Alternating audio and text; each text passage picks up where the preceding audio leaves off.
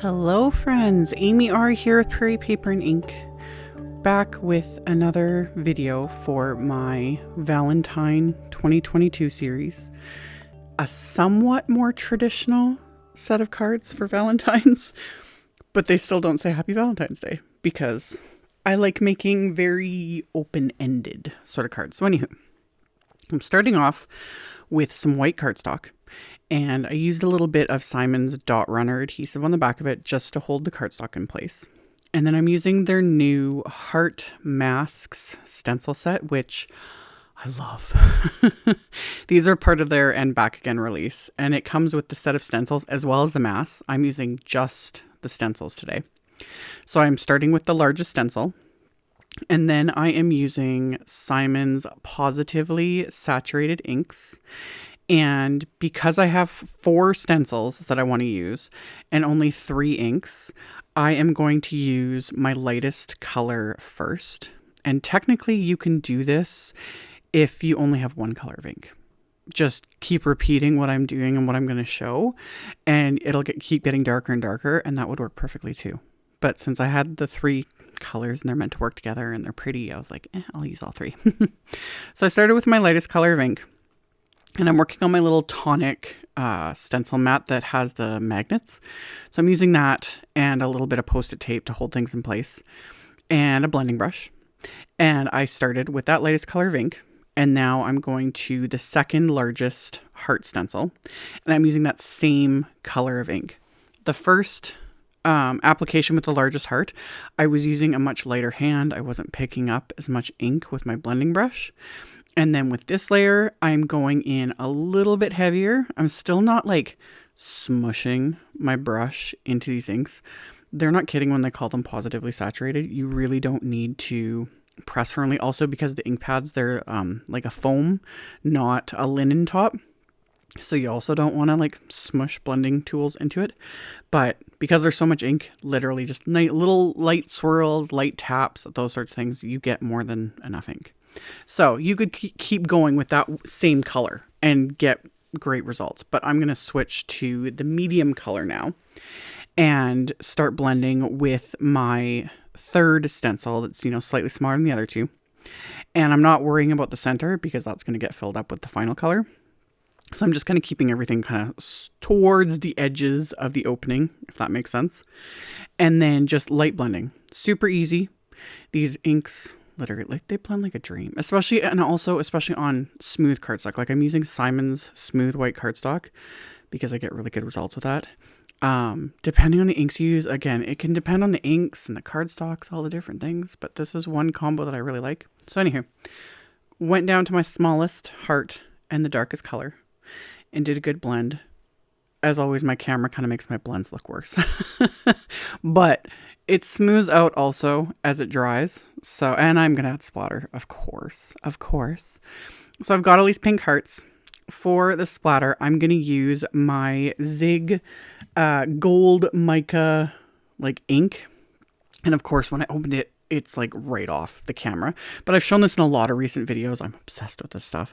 It's liquid, literally liquid. You have to shake it up really, really well because all the, pigment settles.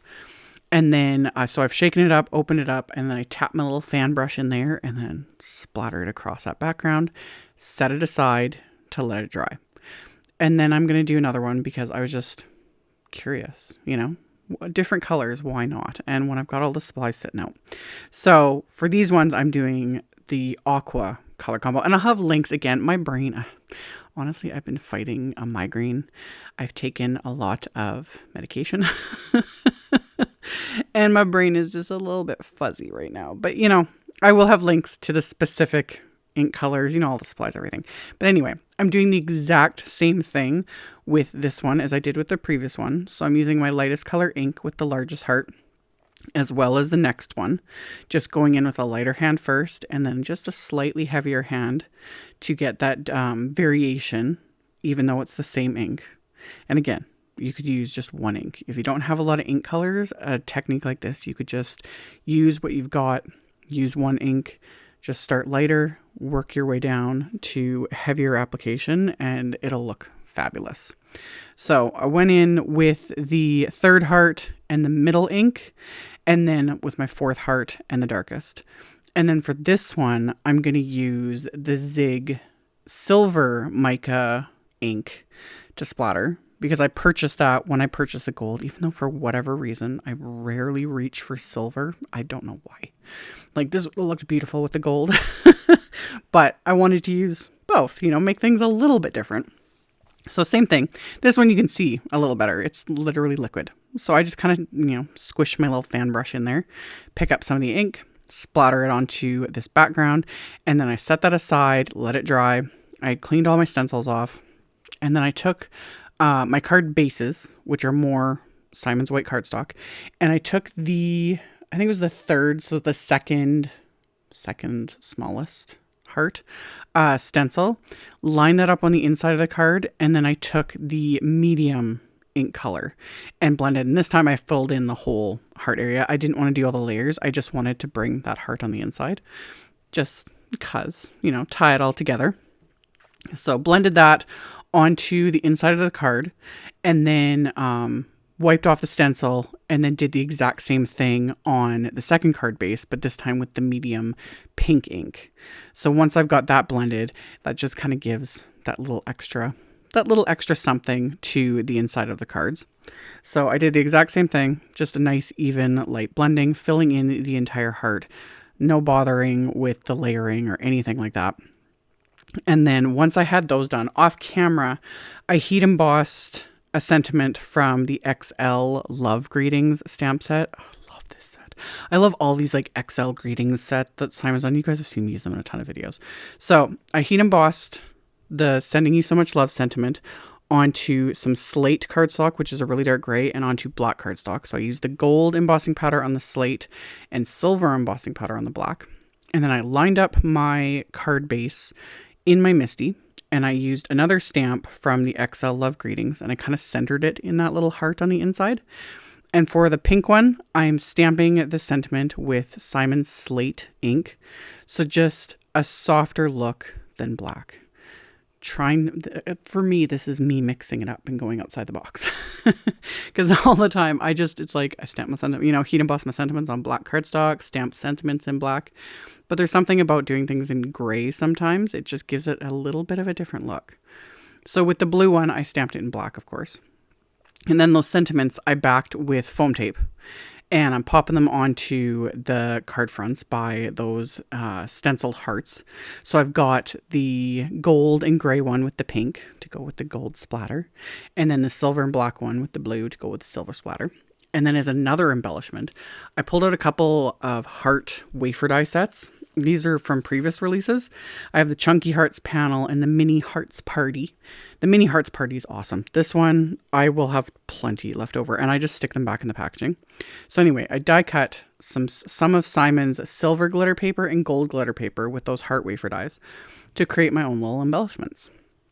So highly recommend. Things like hearts and star wafer dies are so perfect for that. Like you can die cut, you know, scraps of glitter paper, foiled papers, you know, anything like that, like holographic, and make your own little embellishments, you know, to match whatever it is you're doing. So, and then all the extra ones, because I've got like tons of extra pieces left over from die cutting them, I just put in the packaging, and then the next time I pull them out, I've got all these little, you know, die cut pieces to add to my cards. So I adhered some of these die cut hearts to the insides of each of these cards and to the outsides of each of these cards. So the gold glitter ones to the pink and gold. Again, tying it all together. And then the silver ones I adhered to the blue heart card. So once those are all adhered into place, I'm then going to adhere these panels to the card fronts. Technically, this all could have been done on the card front, like the stenciling and the splattering and everything. So this would have been a one layer card. But when I started making these, I wasn't 100% certain what I was going to do, because usually, you know, I kind of cut down my card front and mat it and pop it up with foam tape, all those things. But in the end, I actually didn't do that and just glued them flat to the cards. So you could have done, like, this all could have been done on the card base. But again, hindsight, as always. So adhered those to my card fronts with Simon's Craft Tacky glue. Once those are adhered into place, I paired these with a slate envelope with the pink one and then a black envelope with the blue one. So everything's matchy-matchy. And that finished off my cards. So really fun, really easy. Like I said, I'll have links to everything in the description box below the video. This is also part of a blog hop for the, To the Moon and Back Again releases, the most recent ones from Simon. So I'll have links to those as well. I'll have info on the blog hop in my blog, which is linked directly below the video. Just expand the description box, you'll see it, all the info. So check that out below if you're interested. Thank you all so much for watching and subscribing and thumbs upping and commenting. I very much appreciate it. And I'll see you all very soon in the next video. Bye.